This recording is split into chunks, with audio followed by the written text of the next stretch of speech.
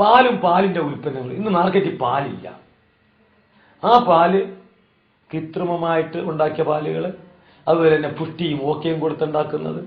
അത് കഴിഞ്ഞ് ആ പാലിനകത്ത് യൂറിയ, കാലിത്തീറ്റയ്ക്കകത്ത് യൂറിയ, എക്സ്പിരി ഡേറ്റ് കഴിഞ്ഞ നെല്ലും അരിയും ഗോതമ്പും, അതിനകത്ത് മത്തിയും ചെമ്മീൻ്റെയും വേസ്റ്റ് പൊടിച്ചത്, അത് കഴിഞ്ഞ് യൂറിയ, അത് കഴിഞ്ഞ് ഓക്സിറ്റോസിൻ എന്ന് പറഞ്ഞ ഒരു സാധനം പശുവിന്റെ അകടി പാൽ നിൽക്കാതിരിക്കാൻ, ശരീരത്ത് പാല് നിൽക്കാതിരിക്കാൻ ഉപയോഗിക്കുന്ന ഓക്സിറ്റോസിൻ.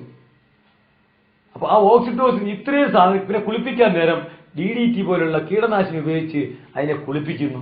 ഇതെല്ലാം ആ പാലിൽ കൂടെ ഒറിജിനൽ പാലായാൽ പോലും നമ്മുടെ ശരീരത്തിൽ കയറുകയാണ്. ഓക്സിറ്റോസിൻ എന്താണെന്നൊന്ന് പഠിക്കുമ്പോഴാണ് മനസ്സിലാവുന്നത്. ഓക്സിറ്റോസിൻ എന്ന് പറയുന്നത് സ്ത്രീകൾ പ്രസവിക്കുന്ന സമയത്ത് അതിനെ സുഖപ്രസവം നടക്കാൻ വേണ്ടിയിട്ട് അവരെ സപ്തനാളികളിൽ തളർത്താൻ വേണ്ടിയിട്ട് കൊടുക്കുന്ന ഇഞ്ചക്ഷനാണ് ഓക്സിറ്റോസിൻ.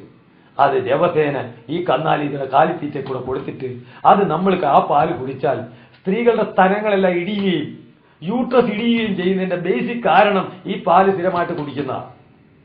നാടൻ പശുവിന്റെ പാല് കഴിക്കാനാ പറഞ്ഞിരിക്കണേ, അല്ലാതെ ഈ സങ്കരവനത്തിന്റെ പാല് കഴിക്കാൻ പറഞ്ഞിട്ടില്ല.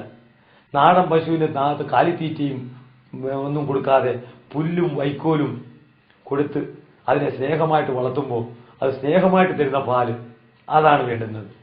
ഇന്ന് നമ്മൾ ആ പശുവിനെ, ഇന്ന് നാടൻ പശുവിനെ കേരളത്തിൽ വളർത്താൻ പറ്റില്ല.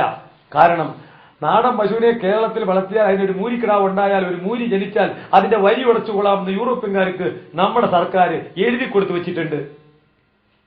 ഇവിടെ നാടൻ പശുവിനെ വളർത്താൻ പാടില്ല, യൂറോപ്യൻ ജനസിനെ മാത്രം. യൂറോപ്യൻ ജനസ് ഇവിടെ ഓടില്ല, കാരണം യൂറോപ്യൻ ജനസിന് ഈ നാട്ടിൽ വളരാൻ പറ്റില്ല. അങ്ങനെ വേണമെങ്കിൽ നല്ലോണം മനസ്സിലാക്കണം കേരളത്തിൽ എന്തുകൊണ്ടാണ് ഒട്ടകം വളരാത്തത്. അവനവന്റെ നാട്ടിലാണ്, അവനവന്റെ പ്രദേശത്ത്, അവനവന്റെ നാട്ടില്, അവനവന്റെ രീതിയിൽ, അവനവന്റെ രാജ്യത്ത് ഉണ്ടാകുന്ന കൃഷിയും ഭക്ഷ്യവസ്തുക്കളെ ഭരിക്കാൻ പറ്റുള്ളൂ.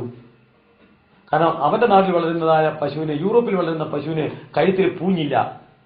കേരളത്തിൽ വളരുന്ന പശുവിന്, നാടൻ പശുവിന്റെ മുതുകത്ത് പൂഞ്ഞുണ്ട്. കാരണം പ്രകൃതിയിൽ നിന്ന് ഒരു ചൂടിൽ നിന്ന് രക്ഷപ്പെടാനും തണുപ്പിൽ നിന്ന് രക്ഷപ്പെടാനും അവന് പ്രകൃതി തമ്പുരാനതിന് ഇത് കൊടുത്തിട്ടുണ്ട്, ഓരോ ഏരിയയ്ക്കും വേണ്ടിയിട്ട്. ഇവിടുത്തെ മണ്ണിൽ വളരുന്നതായ വസ്തുക്കളെ നമുക്ക് കഴിക്കാൻ പാടുള്ളൂ.